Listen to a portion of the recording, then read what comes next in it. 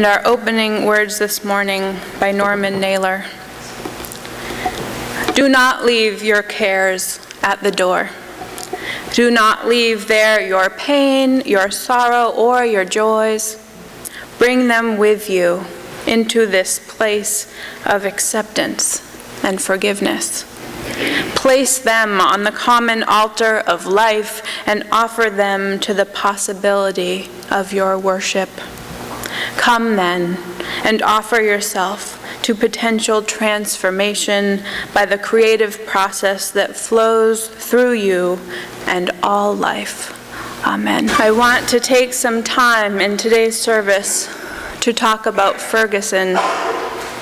It has been on all our hearts and minds this week. Even as we have given thanks, and even as we have enjoyed time with family and good food, we have been holding the people of Ferguson in our hearts.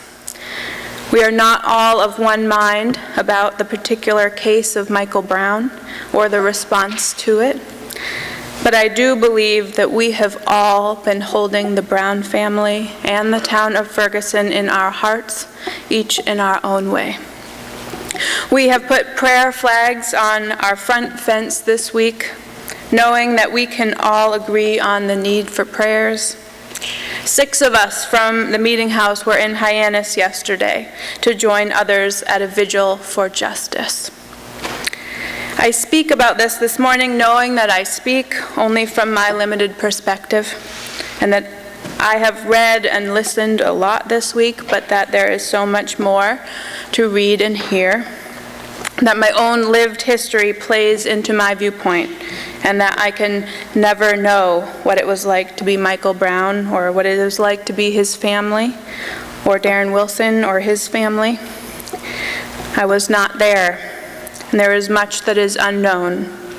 I speak knowing that this is an extremely complex case.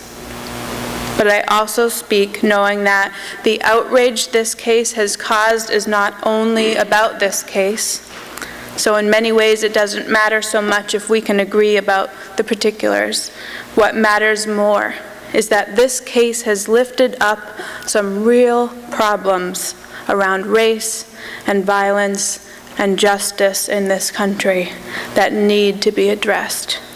And this case has offered us another opportunity to talk about it. Michael Brown was obviously not perfect. People keep pointing out that videotape, but that does not exclude him from deserving justice.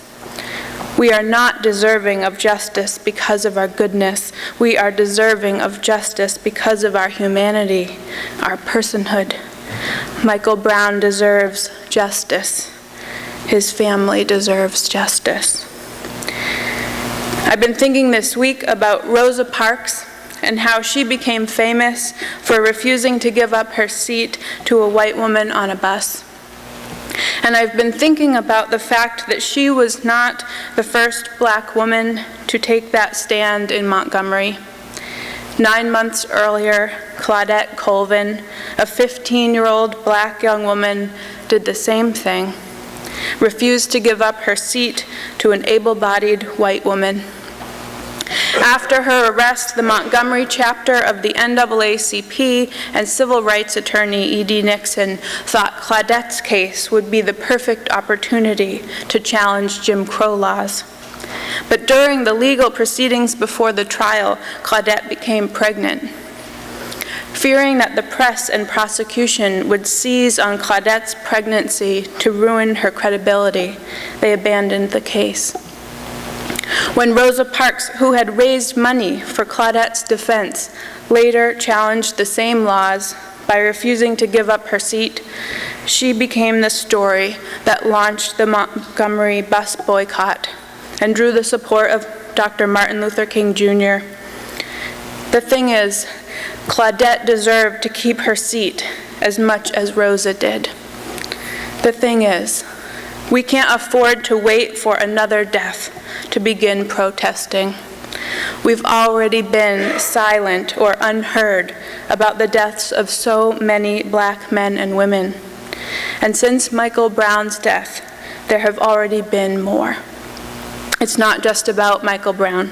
It's about Amadou Diallo and Trayvon Martin. It's about Tanisha Anderson and Tamir Rice, Akai Gurley, Eric Garner, Etzel Ford.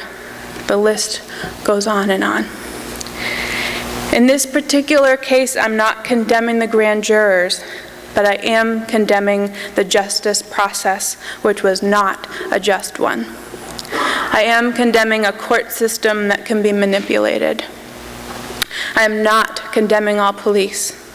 I know there are many policemen and policewomen who do not abuse their power, who treat all people respectfully.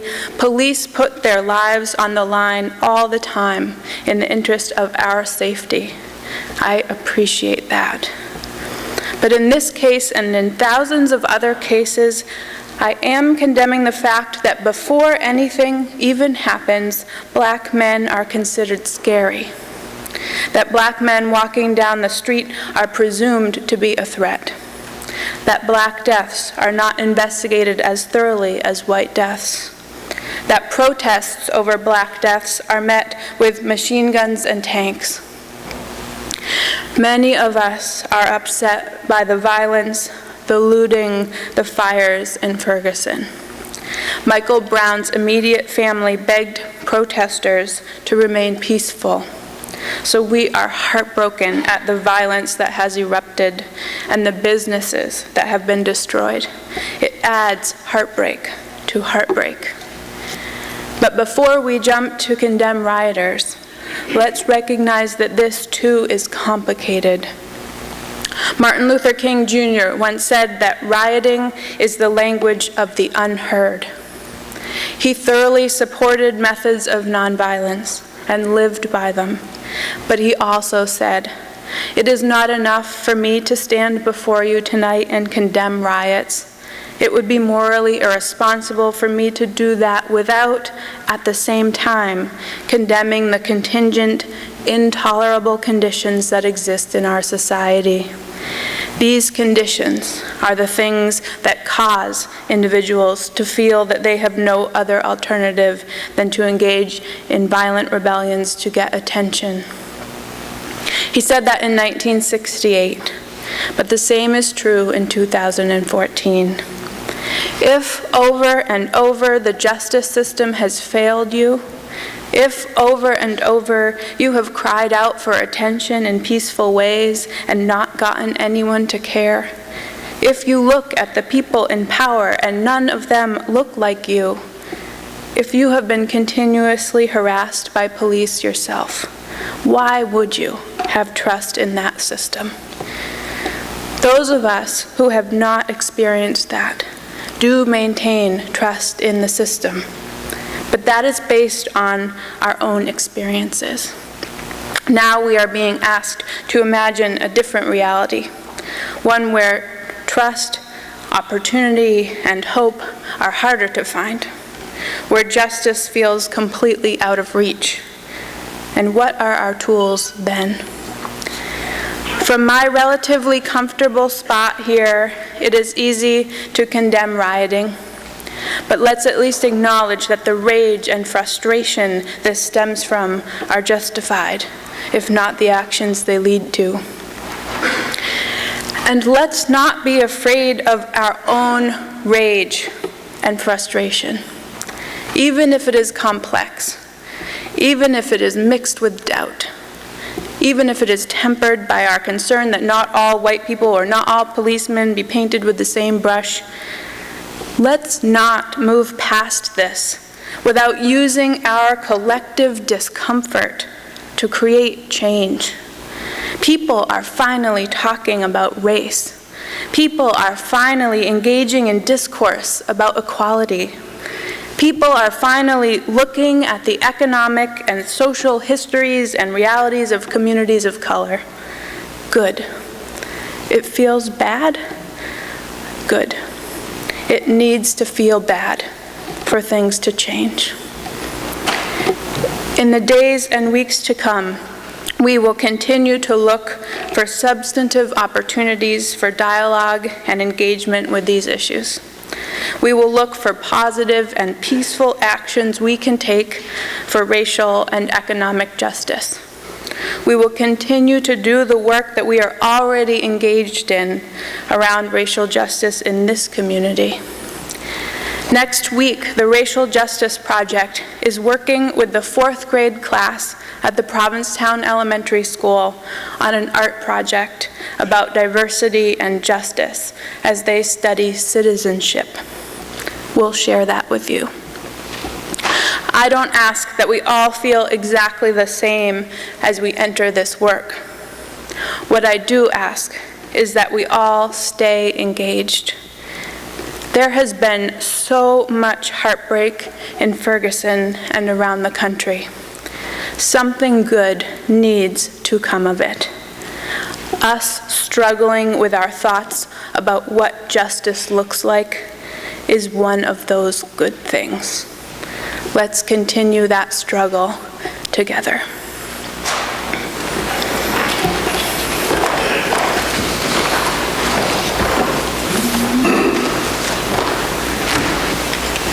We who believe in freedom cannot rest. We who believe in freedom cannot rest until it comes.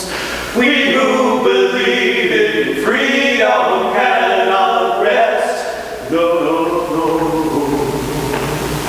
We who believe in freedom cannot rest until it comes. Until the killing of a black man, black mother's son, is as important as the killing of a white man, white mother's son. Don't you know that we who believe in freedom cannot rest, cannot rest.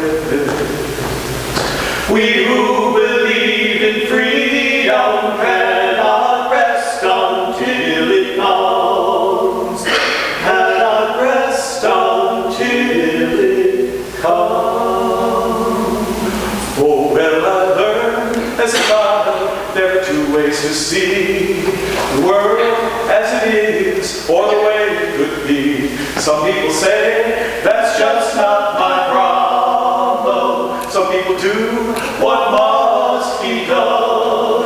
Well, they see the hole in the fabric that must be sewed. They see the way blockaded and they roll back the stone. They see the day beyond the horizon and they do what must be done. Yes, some people do what must be done. Well, they do what must be done. They see the day beyond the horizon and they do what must be done. Now I've seen the toll taken, the tears that were shed. I've seen the journey started and the ripples spread. Some people say that's just not my problem. Some people do what must be done. Well, they see the hole in the fabric that must be sewed. They see the wave blockaded and they roll back the stone. They see the day beyond the horizon and they do what must be done. Yes, some people do what must be done. They do what must be done. They see the day beyond the horizon and they do what must be done. Yes, some people do what must be done. They do what must be done. They see the day beyond the horizon and they do what must be done. They see the day beyond the horizon and they do what must be done.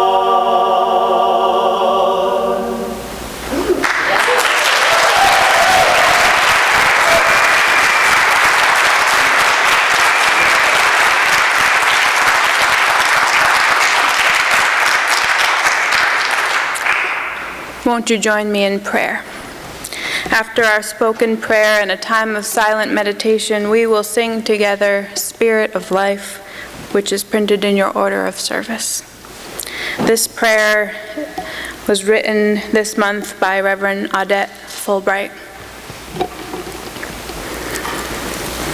Did you rise this morning broken and hungover with weariness and pain and rage, tattered from waving too long in a brutal wind?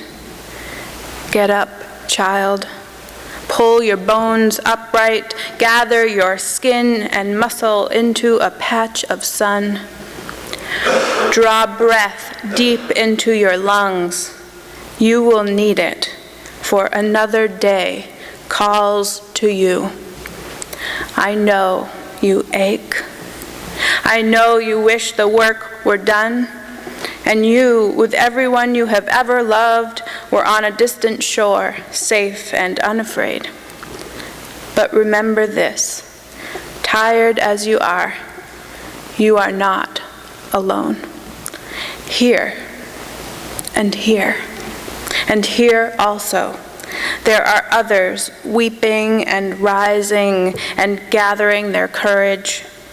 You belong to them, and they to you, and together we will break through and bend the arc of justice all the way down into our lives. Amen. Show of hands. How many of you were in Provincetown during the 1980s and 1990s?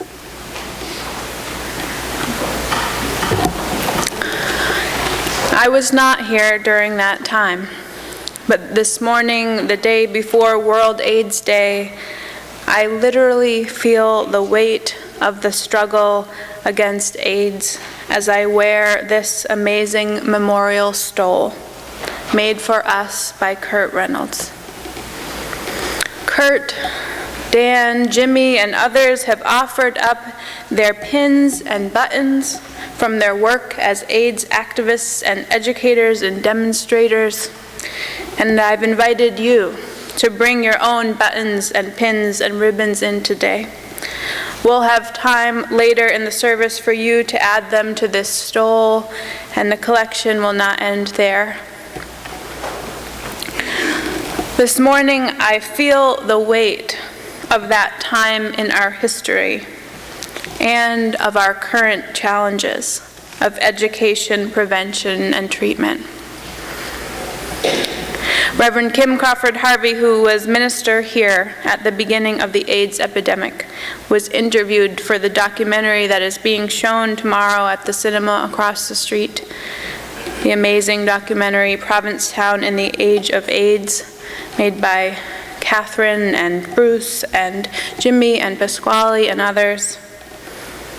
This didn't make it into the final film, but there are transcripts available of all the footage of the interviews. She said, I remember getting flown to Columbia University in New York City to speak at a teacher's college there, just trying to get the word out about how communities could gather and support their people through this end game, and to understand that it was very short and the things that were important. What wasn't important, she says, was trying to figure out how to get to the hospital, for example. Remember, this was early days. But what was important was to make beautiful home environments and to have people stay with the guys who had dementia and to make sure that the volunteers weren't getting used up. I guess stuff that now sounds sort of stupid and plain, but we were figuring it all out. We made it up as we went along. The Provincetown AIDS Support Group was meeting in our building and held their support groups in our building, she said of the meeting house. I remember really clearly, Alice Foley and I were doing a workshop together. I think it was on multiple bereavement. And as usual, this was just how it was in those days. We started the workshop and Alice was to go first, but probably 5 minutes into what she was saying, she was needed. Everyone needed Alice all the time. So anything you'd plan like that, you'd plan a wedding and a third of the wedding party would be dead by the wedding, 10, maybe including one of the grooms. But you just went ahead as best you could. And I think one of the most important insights from that time, she says, one of the things that taught me to get through that time was realizing at some point that we couldn't just grieve. First of all, it was too painful for the guys who were dying to only have all this sadness around them and not be reminded of the beauty. But also, it was just too exhausting and so devastating for all of us. So Provincetown has always been good at a good party. And man, we had some amazing parties. She goes on. David Gallerani from Gallerani's, bless his heart, he's gone now too. David, if someone didn't have money in their estate or didn't have an estate, he would just provide it. It was really just between him and me. Nobody else would know. But there would be food, and we would do a service, no matter what. We would do a service. If there was one person, if there were 500 people, we would do a service. And there was always a party. What so many people said in those interviews was that there was not enough time to grieve each death, that there were just too many. Each dying person did not get his due, and each griever did not get his or her time to process what they had seen and what they had lost. That's how it was. Here's a story of Carol Ruckdeschel. This story comes after her third husband has died, not of AIDS. I don't know what he died of. This isn't here in Provincetown, this is somewhere else. A memorial was held at Plum Orchard. Carol went through the motions. There was nothing new to be said. All the old truisms and condolences were repeated as they had to be. The first twinges of feeling didn't come until everyone left, and the sun sank into the marsh and the frogs began to sing. Carol returned home alone. Grief washed over her like the tides. In the span of less than 2 years, she had lost everyone who mattered. First her parents, and now Bob. Driving back to her cabin, Carol passed the same dead armadillo in the road from a few days earlier. A bed of leaves now surrounded the carcass. Puzzled, Carol pulled over for a closer look. The armadillo was wreathed by laurel leaves. How did those get there? She wondered. The carcass was in the middle of a pine forest, but the nearest laurel trees were a half-mile away. She looked closer. Within the wreath, twigs were neatly arranged in a pattern around the dead armadillo. Then she heard a rustle. Hiding in the palmetto, a female armadillo watched through the fronds. She had been tending to her mate in something resembling a burial ritual. Carol hunkered down behind a tree and observed.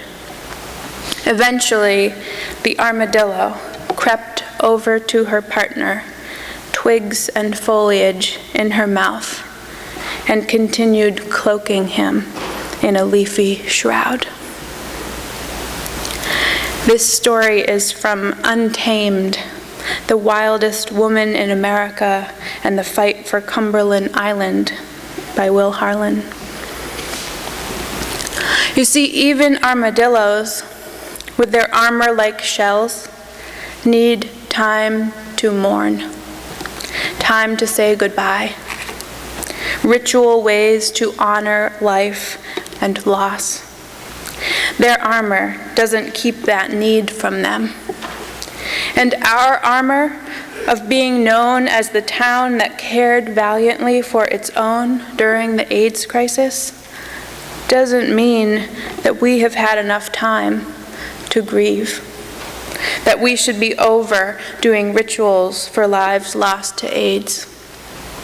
Almost a whole generation of friends some people have lost.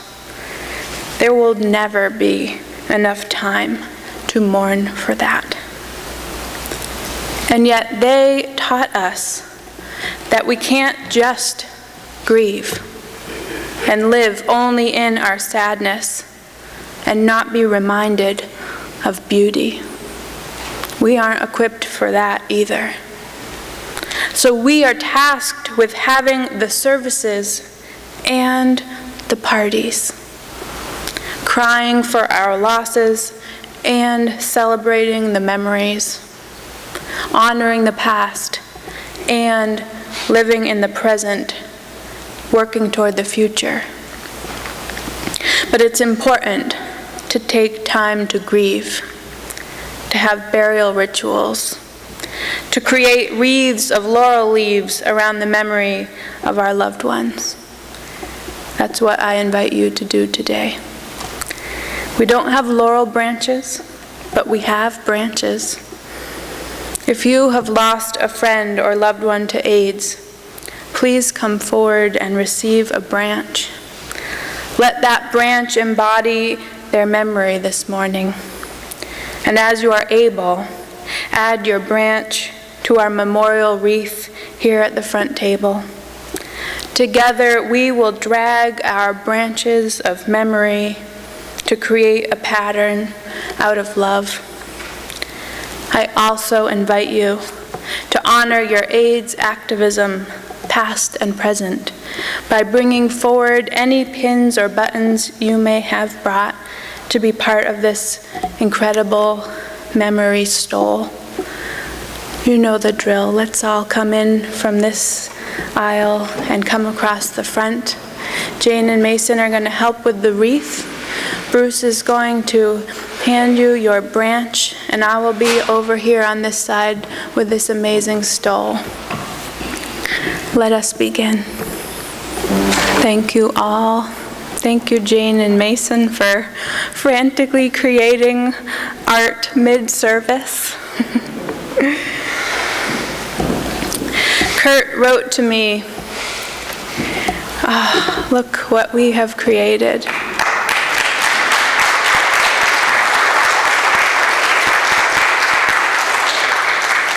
Our branches of memory and love. Kurt wrote to me, in the making of the stole, I deconstructed the fabric at all its edges, removing threads and creating an intentional fringe as a way of presenting a visual image which offers this testimony. We were torn at the fabric of our being, frayed and at times shredded. Society tossed us aside, and we rose. And we continue to rise to our better selves and come together in community, remembering those we lost, how and where we were during the fight, and those who stood and fell shoulder to shoulder with us. May we continue to remember. Amen, and blessed be.